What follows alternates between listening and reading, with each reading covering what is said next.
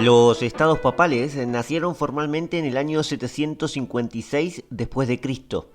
El rey de los francos, Pipino el Breve, acababa de arrebatarle grandes posesiones a los lombardos en Italia y decidió donar todo el botín a la Santa Sede.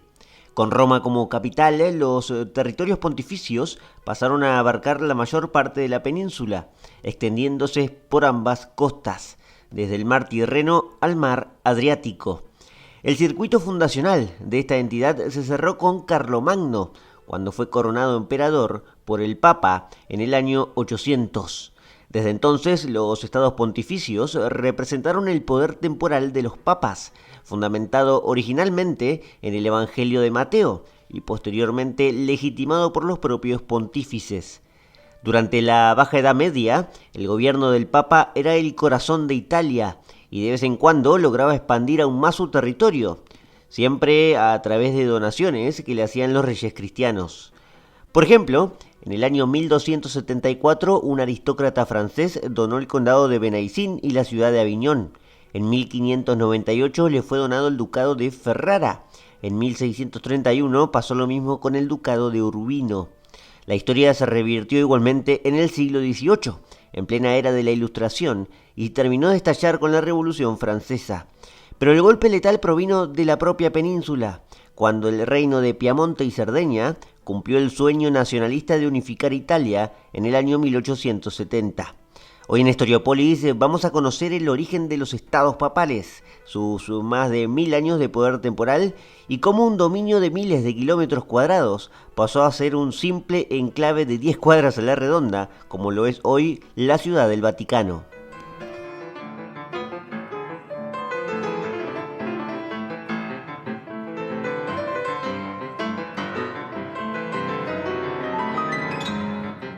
Al principio de nuestro tiempo, de la era cristiana, no existía algo así como una propiedad de la iglesia, es decir, la iglesia no tenía bienes. Durante los primeros 3 siglos, los cristianos fueron perseguidos, martirizados y torturados, por lo que no hubo espacio para definir territorios del papado, porque bueno, ni siquiera el papado existía como tal, como lo conocemos hoy. La persecución provocada por distintos emperadores y la infinidad de mártires que daban la vida por la palabra de Cristo, que eran masacrados y de las peores maneras, de las peores formas posibles, iban convenciendo a cada vez más personas cuando estas personas se enteraban de aquellos martirios. Tanto es así que un día fue un emperador el que se terminó convenciendo él mismo de la revelación divina. Ese emperador fue Constantino, quien en el año 325 después de Cristo convocó a un concilio en Nicea y aquel fue el primer concilio ecuménico de la Iglesia y fue también el principio formal para que ahora, desde ese momento, los sucesores de Pedro ya no solo estuvieran a salvo, sino que tengan un lugar, una silla, un poder temporal. Y esto será muy importante a lo largo del episodio de hoy, porque en buena medida es de lo que vamos a hablar, del poder temporal. El poder temporal de la iglesia está fundamentado en las palabras del propio Jesús. En el Evangelio de Mateo, en el Evangelio 16, dice, tú eres Pedro, y sobre esta piedra edificaré mi iglesia. Es un poco más largo, lo pueden buscar, pero fundamenta el edificio, digamos, de la iglesia. El principio que emanaba de este versículo es que Pedro y sus sucesores representarían a Dios en la tierra, adquiriendo el romano concepto de ese entonces, de los tiempos en los que estamos ahora, parados, siglo III, siglo IV, el romano concepto de potestas, un poder social que ya no provenía de un emperador o del pueblo, sino del propio Dios, de Jesucristo. La tesis tomó forma en la Edad Media, encontró, digamos, la forma de explicarse como concepto ya en la plena Edad Media, ¿no? En ese momento. En la Edad Media la autoridad espiritual y el poder temporal se encontraron plenamente y consagraron la autoridad en todo sentido del Papa de Roma. De su potestas, además, emanaban todas las autoridades terrenales de su tiempo en este concepto medieval. Es decir, era la mano del Papa la que legitimaba a los reyes y a sus familias para que gobiernen, y también a los emperadores. Muchos pontífices fueron perfeccionando estos conceptos. como vengo diciendo, tomó forma por completo en la Alta Edad Media y ya en la Baja Edad Media, digamos, tuvo que combatir algunos conflictos que se les hizo frente, que le hicieron frente al papado, como el Sacro Imperio, el Reino de Francia, pero en la Edad Media se consagró, se pudo plasmar el poder del Papa en la Europa en Occidente, básicamente. Muchos pontífices, como digo, fueron perfeccionando estos conceptos en la Edad Media, y uno de ellos es, el de la Dictatus Papae, el documento de Gregorio VII que vimos con tanto detalle en la Reforma Gregoriana, en el capítulo de la Reforma Gregoriana. Pero creo que uno de los que mejor lo expresan al concepto de la autoridad del papado es Inocencio III, hacia finales del siglo XIII, el Papa Inocencio III.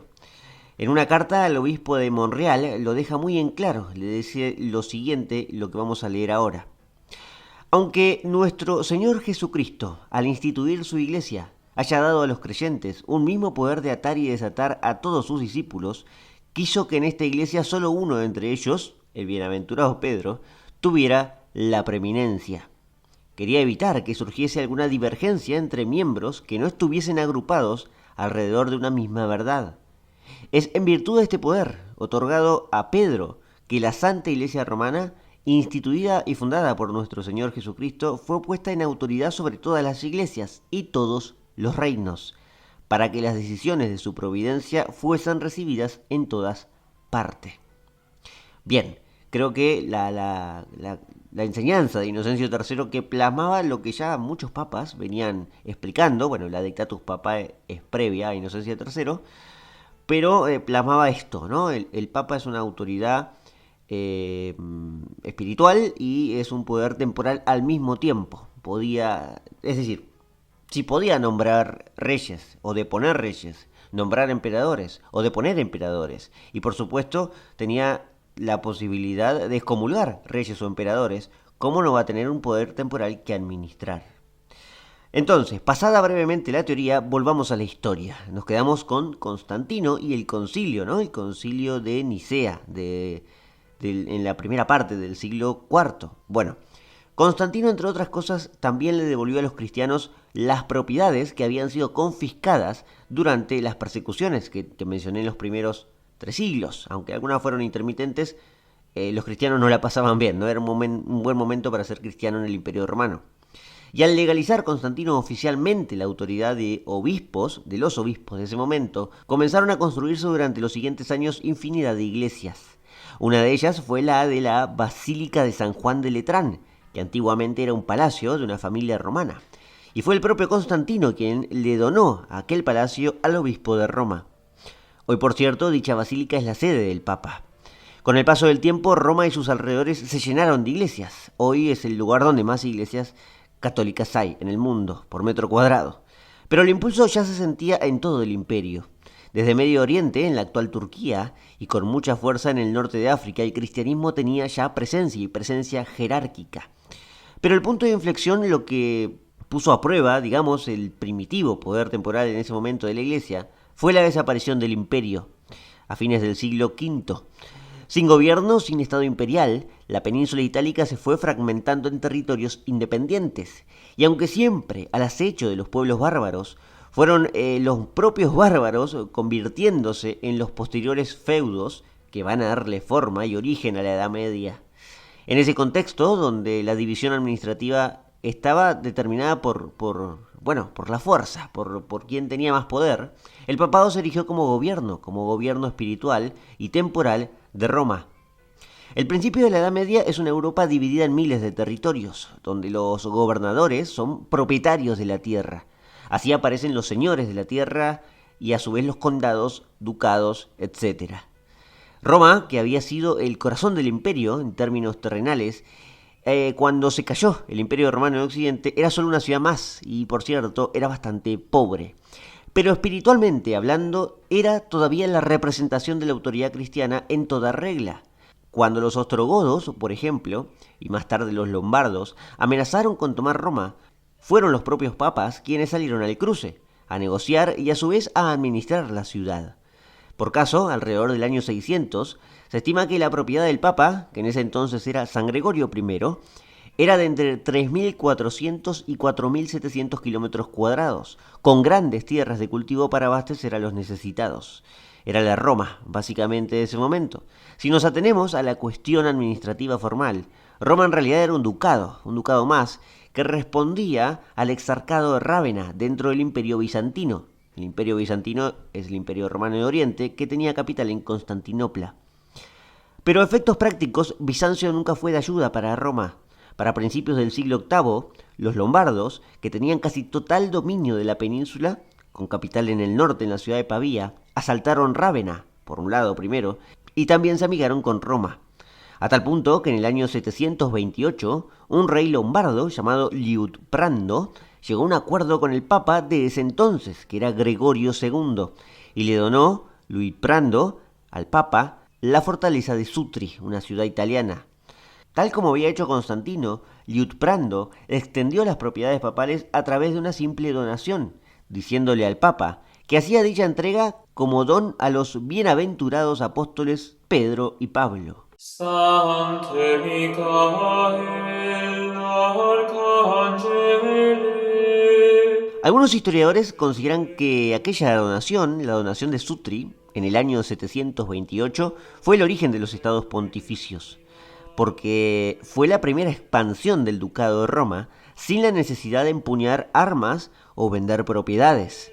Fue exclusivamente una donación y fue la clave para lo que vendría después, ya que a través de estos acuerdos fue tomando forma el poder temporal del Vaticano.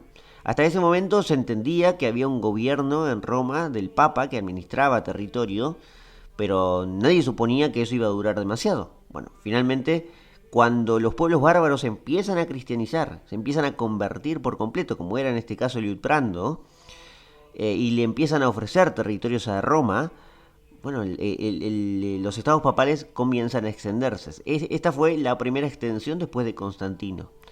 El rey, en este momento que donaba Liutprando, lo hacía, por supuesto, porque era católico, porque veía en ello un paso hacia la salvación, pero también significaba respeto, autoridad y legitimidad frente a su pueblo. Es decir, así lo entendía el rey Liutprando. O sea, si el papa lo bendecía, lo veía como un rey noble, su pueblo lo aceptaría más, porque el pueblo y los pueblos ya estaban cristianizados. Así lo entendió entonces el rey lombardo, que no solo entregó la fortaleza de Sutri, sino también algunas ciudades montañosas del Lacio, como Betralia. El dominio papal, a esta altura, abarcaba las tierras del sur de Etruria. Vamos a poner un mapa, por supuesto, pero vamos a explicar cómo se estaba formando lo que luego van a ser los estados papales. Abarcaba las tierras del sur de Etruria, al norte del río Tíber, alcanzando ya así la fortaleza de Sutri, y hacia el sur llegaba hasta el río Garigliano. Actualmente este río marca la frontera, marca la división entre la región de Lacio y la de Campania, en Italia. Al este salía el mar Tirreno y al oeste la frontera era bastante difusa en aquel momento, ya que chocaban con los Apeninos, la enorme cadena montañosa italiana que atraviesa la península. Con esta ya considerable geografía de los estados pontificios, o de lo que iban a ser los estados pontificios, el gran salto surgió nuevamente de una donación, esta vez de la del rey de los francos, Pipino el Breve, y ocurrió en el año 756. Aquí es cuando entran los francos en la escena. Tenemos en la península, a grosso modo, ya 4 actores muy importantes para ir entendiendo el origen de los estados pontificios. Los bizantinos en el exarcado de Rávena, por un lado, la fuerza mayoritaria, pero desunida internamente, que eran los lombardos, que tenían la mayor parte territorial de la península, el antiguo ducado de Roma, con el Papa, y ahora entraban los francos en escena, 4 actores. En el año 751, es decir, 5 años antes de la donación de Pipino, los lombardos lograron tomar definitivamente Rávena, por lo que en este rompecabezas ya debemos sacar a los bizantinos del mapa italiano. Aquí los bizantinos fueron expulsados por los lombardos. El rey lombardo ya no era católico, ya no era el católico Liutprando que mencioné previamente. Esto era un problema en los lombardos y para la propia Roma. Era un duque de otra familia que se llamaba Astolfo. Tras conquistar Rávena, los guerreros de Astolfo se posaron sobre Roma. Ya dije, no estaba convencido de lo que había hecho su antecesor, convertirse al catolicismo. Los lombardos fueron arrianos y fueron intercalando reyes que se convertían al catolicismo y luego reyes que mantenían el arrianismo. O a veces eran católicos y simplemente querían más poder territorial. Tras conquistar Rávena, Astolfo entonces puso los ojos en Roma. Exigió además la sumisión del Papa y pidió un tributo de oro por habitante, digamos como un requisito para que no invadan Roma. De lo contrario, la saquearía a la ciudad. El Papa en ese momento era Esteban II e intentó negociar con el rey lombardo y llegar a un acuerdo, pero no hubo caso. Astolfo quería las tierras pontificias, que no eran poca cosa. Fue entonces que el Papa pidió ayuda a los francos. No era la primera vez que desde Roma se miraba al reino franco, pero esta vez el mayordomo de palacio, Pipino el Breve, aceptó la oferta, ya que a cambio el Papa Esteban II, tras un largo viaje hasta la corte franca, lo ungió como rey a Pipino el Breve, a la vez que bendecía a su herencia, a sus dos hijos, Carlos y Carlomán. Pipino el Breve entonces se convirtió en rey de los francos en ese momento, destronando al último monarca de la dinastía merovea, de la dinastía merovingia, a Childerico III. Si les interesa la historia de los francos, o por lo menos el origen, hay un capítulo que tenemos sobre el bautismo de Clodoveo y la conversión de los francos. Así las cosas, entonces, Pipino preparó la expedición para avanzar hacia los lombardos en Italia. Ahora era rey ungido de los francos, tuvo de huésped al propio Papa y como recompensa tenía que guerrear por el papado. Y así lo hizo y así triunfó, porque terminó derrotando a los lombardos en el año 756. En este año ya liberó de todas las presiones a Roma. Pero no solo eso, hizo algo más. Pipino el Breve le donó al trono de San Pedro el antiguo exarcado de Rávena y la Pentápolis, que eran 5 ciudades al sur de Rávena en la costa del mar Adriático. Ya el exarcado de Rávena era un montón, digamos, porque era el lugar de los bizantinos, la antigua capital del Imperio Romano, y bueno, los lombardos la habían conseguido, pero les duró apenas 5 años, porque la tomaron en el 751 y en el 756 llegaron los francos para destronarlos. Pero no se la quedó Pipino el Breve, se la dio al papado. Aún hay más. Pipino también le arrebató a los lombardos los ducados de Spoleto y Benevento, más al sur, y decidió también donarlos a la iglesia. De aquí entonces la fundación de los estados pontificios, de la donación de Pipino del año 756. De forma efectiva, la administración pudo concretarse un tiempo después igualmente, ya con el hijo de Pipino, Carlomagno, que a fines del siglo VIII regularizó y legalizó los dominios del papado, con una fecha cúlmine, de hecho, el día de Navidad, el 25 de diciembre del año 800. En ese momento el Papa era León III y decidió coronar a Carlomagno como nuevo emperador.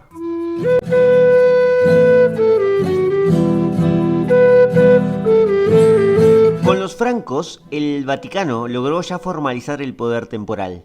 Los estados papales eran más de la mitad del territorio de Italia e iban de costa a costa, de Rávena a Roma, del mar Adriático al mar Tirreno.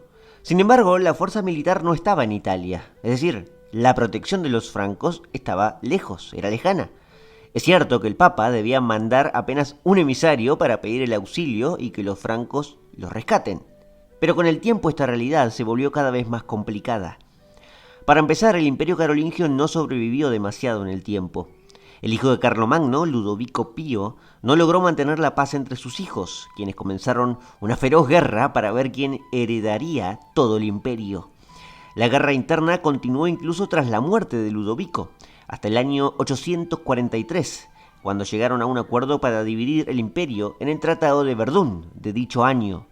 La crisis de los francos dejaba sin protección a los estados papales, que aunque nadie ponía en discusión la autoridad y la legitimidad de gobierno de los pontífices, la realidad es que era demasiado territorio para defender, sin fuerzas militares.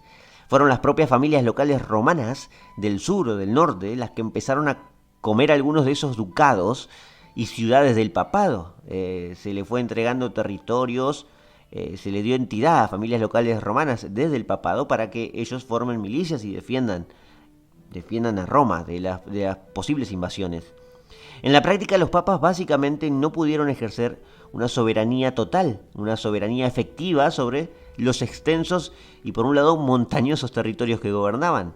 La región fue adecuándose a la entrega de muchos pequeños condados, marquesados y hasta ducados a distintas familias locales, que fueron convirtiéndose en nobles muy importantes más adelante y que en algunos casos van a combatir al propio papado. Esto también tuvo su faceta oscura.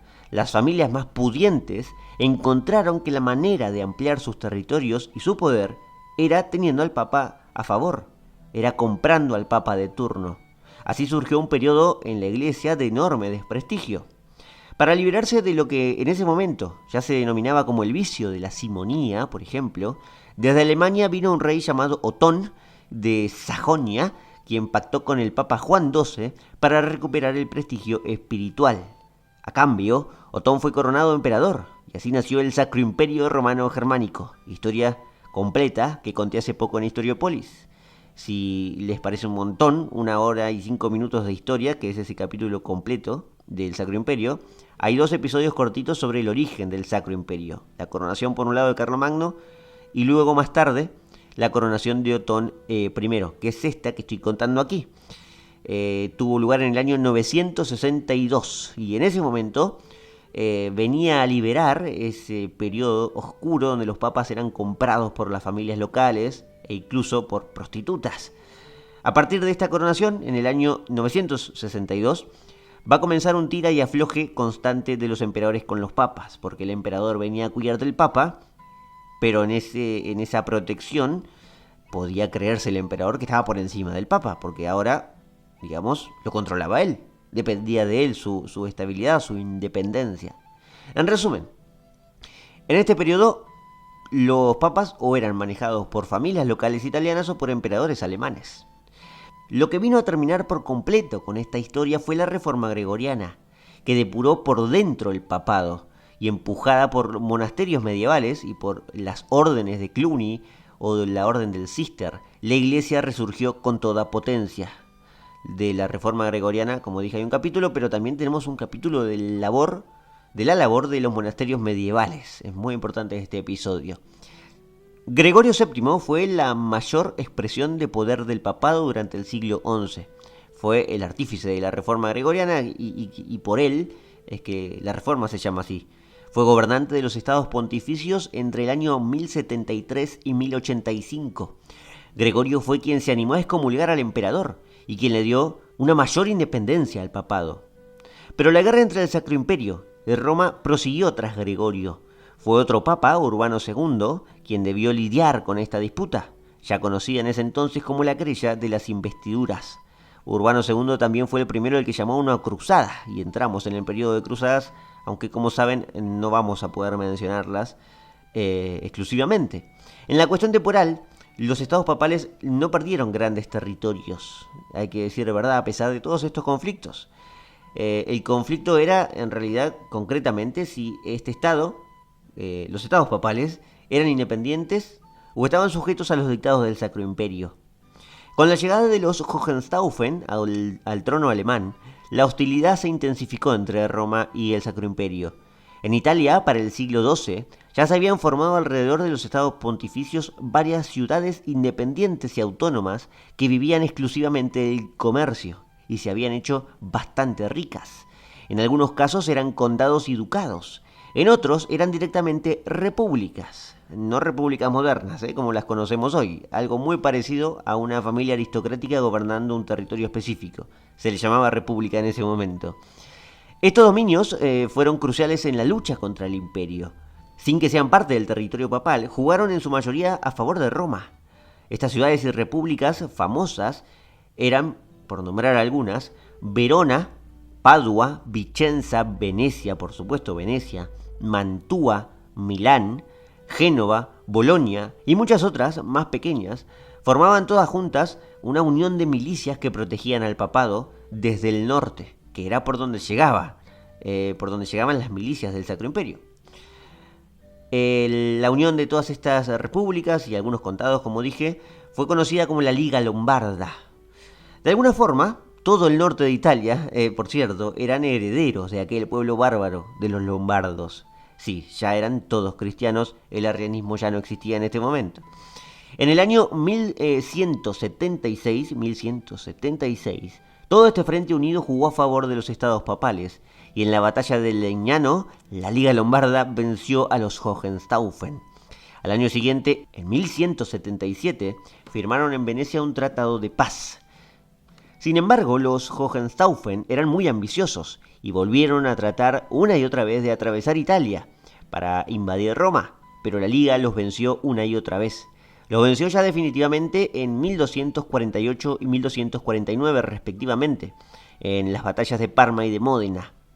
Los estados papales estaban al salvo, finalmente, pero la posibilidad de ejercer una soberanía real y efectiva sobre sus territorios volvería a estar en peligro.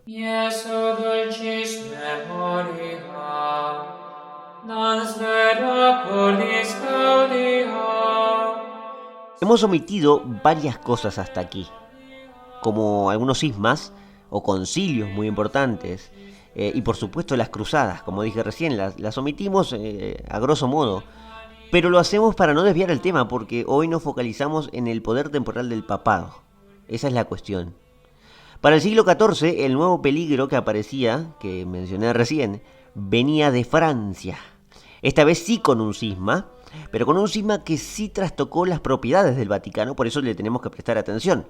Hablamos, quizás ya lo saben o no, pero lo menciono. Hablamos del cisma de Aviñón, un cisma muy importante, por lo menos en el papel del poder territorial del papado. Para comprender este cisma debemos ir despacio, así que voy a ir despacio. Los estados papales, luego de salir ilesos en toda la agitación que tuvieron contra el imperio, lograron expandir sus territorios al sur de Francia en todo ese conflicto, mientras llevaban a cabo ese conflicto. No es que invadieron o compraron un territorio, no, como dije recién, era todo por donaciones. Resulta que Alfonso de Poitiers, un aristócrata francés, que era hermano del rey de Francia San Luis IX, tenía entre sus posesiones muchos territorios, entre ellos el condado de Benaicín. Alfonso de Poitiers, hermano del rey de Francia San Luis IX, vuelvo a mencionar, tenía una posesión en el condado de Benaicín. Era un pequeño dominio al sur de Francia, que hoy sería la actual Provenza. Y entre sus ciudades, entre las de este condado, estaba Aviñón. Cuando Alfonso de Poitiers murió, en el año 1271, no decidió pasar este condado a su familia, sino que lo donó a la Santa Sede. Como dije en un principio, así es como se extendían los estados papales, por donaciones. Hasta ahí ningún problema. El Papa mandaría un obispo allí para administrar la recaudación del lugar y el gobierno de un pequeñísimo condado en Francia y fin de la historia, ¿no? No había mucho más que contar. No, unos años después la historia cambió. El reino de Francia había crecido mucho en poder. No solo eso. La dinastía de los Capetos, principalmente con Felipe IV, había entrado en conflicto con el Papa de ese entonces, que era Bonifacio VIII. Por cierto, de los Capetos hay un capítulo, y este conflicto está bien explicado allí, en el capítulo de los Capetos. Esto fue a fines del siglo XIII, apenas 30 años después de aquella donación de Alfonso de Poitiers del año 1271. A la muerte del Papa Bonifacio VIII, Felipe IV, que es conocido como Felipe el Hermoso en Francia, propuso, y digamos que exigió por la fuerza, a un obispo francés, amigo suyo, al obispo de Bourdieu, como pontífice. Se llamaba Bertrand de Got. En una elección cardenalicia bastante inusual, que ni siquiera se pudo realizar en Roma, finalmente el obispo francés se llevó la mayoría de los votos y pasó a gobernar como Clemente V. Clemente V, obispo francés, Bertrand de Got, sucedió a Bonifacio VIII. La elección se llevó a cabo en la ciudad de Perugia, porque, como dije, en Roma no fue. Roma estaba en guerra entre familias locales.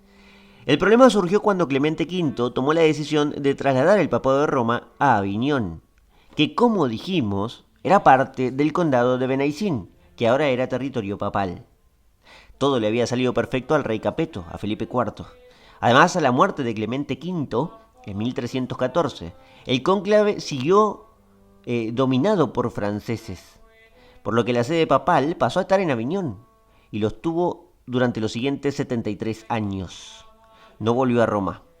Gobernaron la iglesia desde Aviñón 7 papas, hasta el año 1378, lo que Clemente V había iniciado como algo, temporal, transitorio, parecía convertirse en permanente. Duró, como dije, 73 años. El último papa fue Gregorio XI, desde Aviñón, el último papa desde Aviñón. Gregorio XI igualmente ya se venía amasando que en algún momento tenía que volver el papado a Roma. Y fue convencido Gregorio XI por Santa Catalina de Siena, patrona de Italia. Fue convencido de restaurar la fe cristiana en Italia por los problemas que había internamente. Decidió entonces regresar a Roma, Gregorio XI. Al papado de Aviñón le sucedió el cisma de Aviñón, ya que desde ese año, desde el momento en que Gregorio XI volvió a Roma, desde 1378, los obispos franceses no querían dejar de tener un papa en su tierra. Querían tenerlo bajo control y querían tener además el prestigio de tener un papa en Francia, un papa francés. Duró el cisma desde 1378 hasta 1415, por lo que durante casi 40 años hubo 2 papas, uno en Roma y otro en Aviñón. Este es el cisma de Aviñón. Varios de estos papas son considerados hoy como antipapas. Para que quede claro, hubo 70 años de lo que se conoce como el cautiverio de Aviñón, y luego hubo otros 40 años donde hubo 2 papas, uno en Aviñón y otro en Roma. Bien, mientras Roma había dejado, de ser la capital de los estados papales, los cardenales romanos lucharon por establecer una regla, un documento que impidiera que lo de Aviñón se repitiese. El documento que salió a la luz a partir de este conflicto fueron las Constituciones Santa Matris Ecclesiae, más conocidas como Constituciones Aegidinae. Fueron publicadas por un cardenal reconocido en toda Europa, que se llamaba Gil de Albornoz, era arzobispo de Toledo. El documento proporcionó una base jurídica para la organización y gobierno de los estados de la Iglesia y dividía a los estados pontificios en 5 provincias: la Romaña, Campania y Marítima, el Ducado de Spoleto, la Marca de Ancona y el Patrimonio de San Pedro. Superado primero el cautiverio y luego el cisma de Aviñón, los estados papales se encaminaron entonces al periodo más esplendoroso, quizás de toda su historia, que fue el del Renacimiento italiano.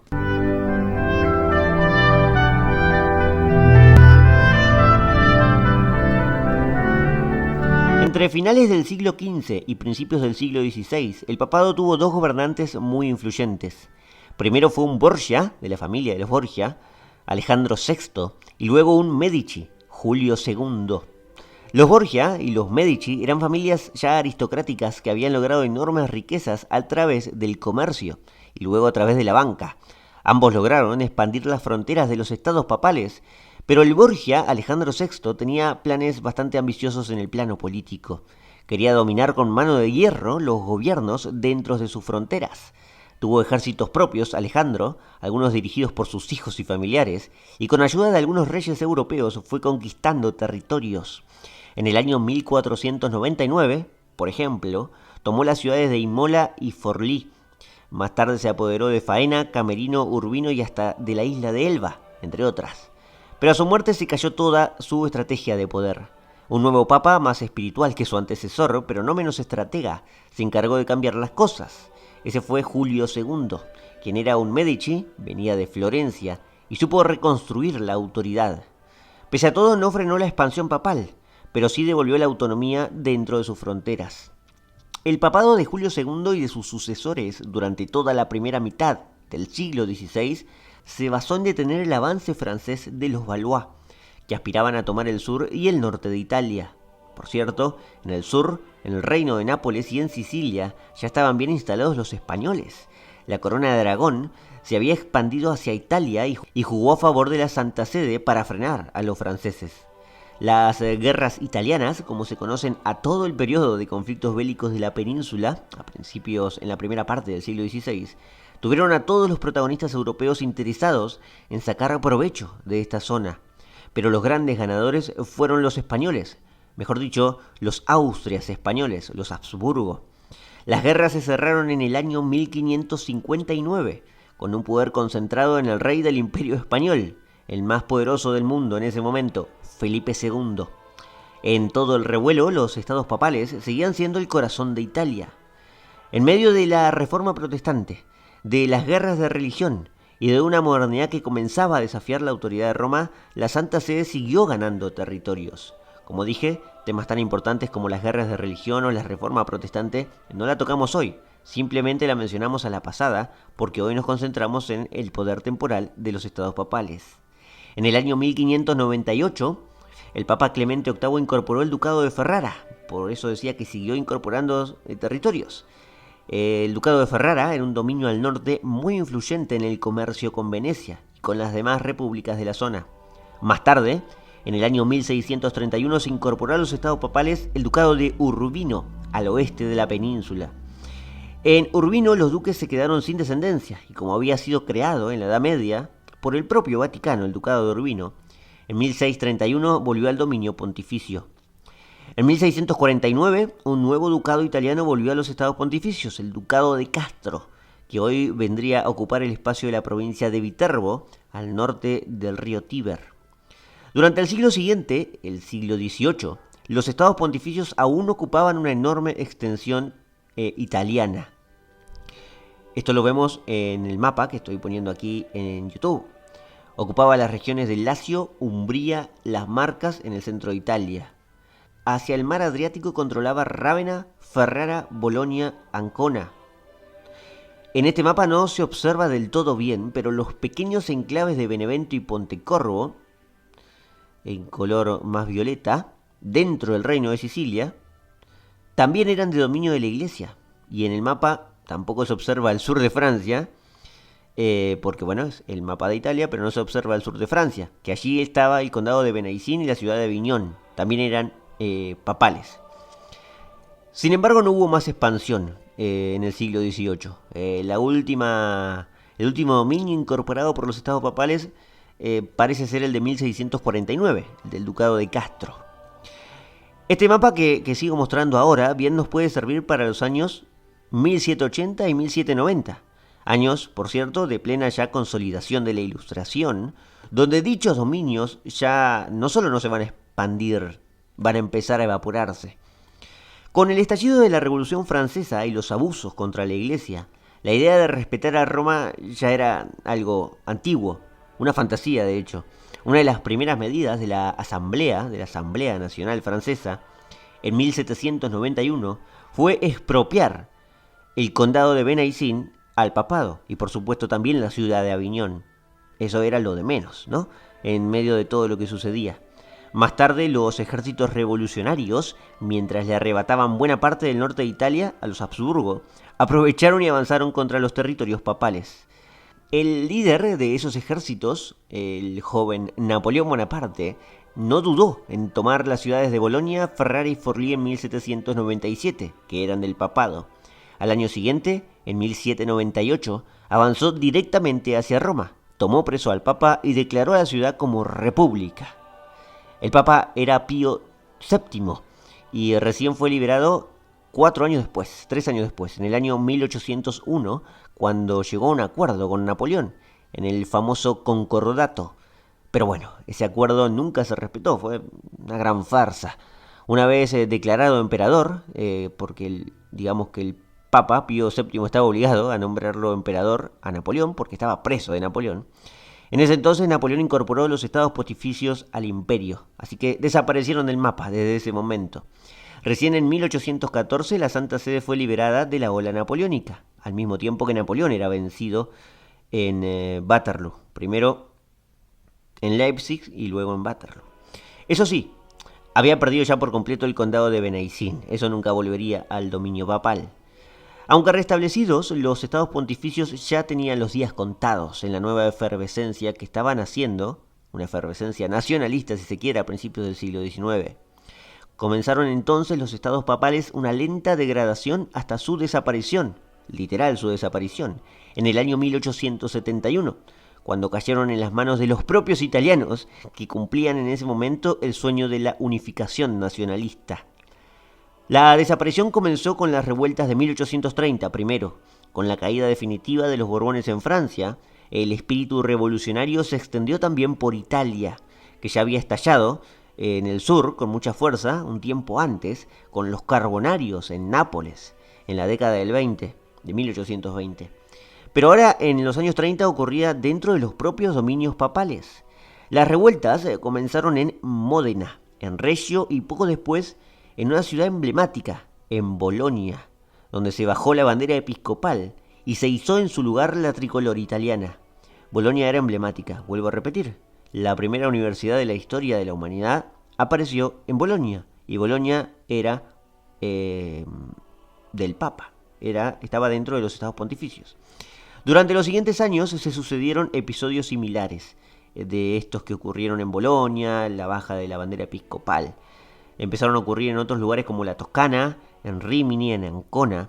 Todo estalló por completo e igualmente un tiempo después, en las revoluciones de 1848.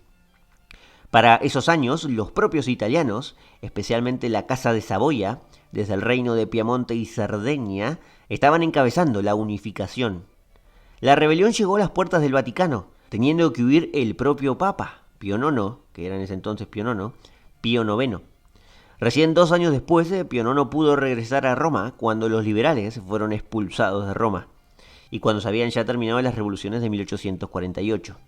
Pero la verdad es que ya nada se podía hacer, era cuestión de tiempo para que el reino de Piamonte avanzara sobre los territorios papales. No era una cuestión de fuerzas extranjeras, los propios italianos, nacionalistas, estaban llamando a terminar con Roma, con los estados papales. En el año 1859, todas las ciudades de Romaña, al noroeste, se levantaron nuevamente contra la autoridad del Papa y adoptaron por plebiscito la anexión al reino de Piamonte. Pío IX no aceptaba el desmembramiento de semejantes territorios, por lo que todo esto se resolvió, como ya deben saber, por la fuerza. Las tropas piamontesas avanzaron sobre Romaña, sobre Toscana y sobre todas las ciudades que se habían levantado. Para finales de 1860, los estados pontificios estaban ya reducidos a la ciudad de Roma y su entorno. Allí el Papa solo contaba con la protección de unas tropas que no eran propias, tenía algunas milicias italianas, pero pocas, pero contaba con la protección de tropas francesas, curiosamente. El emperador Napoleón III en ese momento reinaba en Francia, y bueno, le convenía estratégicamente que el nuevo reino de Italia, como pasó a llamarse a partir de 1861, no se quede completamente con la península. Le convenía tener al Papa como aliado políticamente. Pero la historia cambió a partir de 1870, cuando se desató la guerra franco-prusiana. Napoleón III necesitaba entonces de esas tropas que tenía en Roma e hizo uso de ellas. Quedando desprotegido el Papa, el rey italiano de Saboya, que era Víctor Manuel II, avanzó finalmente sobre la ciudad eterna. Un débil ejército papal de 8.000 hombres defendió a Pío IX y a los estados papales, pero hasta donde pudo. El 20 de septiembre de 1870, los piamonteses entraron en la nueva capital del Reino de Italia. En ese momento evaporaron los estados pontificios. Tanto Pío IX como sus sucesores se declararon prisioneros en el Vaticano durante aproximadamente 60 años. Mucho tiempo después, ya en el año 1929, durante el gobierno de Benito Mussolini, llegaron a un acuerdo con el dictador, con el fascista Mussolini. Llegaron a un acuerdo en el Palacio de Letrán, aquel palacio que 1600 años antes Constantino había donado. Habían cambiado un poco las cosas. El acuerdo entre Mussolini y el Papa, que era Pío XI, pasaron a la historia como los pactos de Letrán, donde los desaparecidos estados pontificios volvían a figurar en el mapa del mundo. Pasaban, eso sí, ahora a ser un pequeñísimo enclave dentro de la ciudad de Roma, lo que hoy conocemos como la Ciudad del Vaticano. Tiene una extensión, la Ciudad del Vaticano, aquí tengo los números, de 0,49 kilómetros cuadrados, lo que serían menos de 10 cuadras, y una población de alrededor de 800 habitantes. Es básicamente una simple ciudad, una mini ciudad, de hecho es el estado más chico del mundo, que tiene rango de estado independiente, pero claro, de forma simbólica. Es tan pequeña la ciudad que solo la basílica y la plaza de San Pedro es un 20% de su superficie. En fin, Es un estado testimonial, inexistente en la práctica. De poder temporal, por lo menos entendido como fue definido en la Edad Media, no quedó nada. Se evaporó por completo en 1871, en la unificación italiana. Pese a todo, la Santa Sede mantiene vínculos internacionales con la mayoría de los estados del mundo. Los mantuvo incluso en el periodo de desaparición, en los 60 años donde no encontrábamos dónde estaban los estados papales. ¿Por qué el Estado sigue vivo entonces, no? Se podrán preguntar, ¿por qué siguió vivo en ese entonces y se mantiene vivo hasta hoy, a pesar de ser diminuto? Probablemente porque mantiene y mantendrá la autoridad espiritual. Quizás ya no como una fuente de legitimidad para nombrar gobiernos. Tampoco era así, por cierto, en sus primeros siglos, ¿no? Pero sí como un faro moral para el mundo entero, y como una institución que trasciende al espacio, a las dimensiones políticas y al tiempo mismo como lo conocemos. Según el Evangelio, la naturaleza de su existencia no es de este mundo, y por lo tanto tiene sentido pensar que nada de este mundo podrá extinguirla.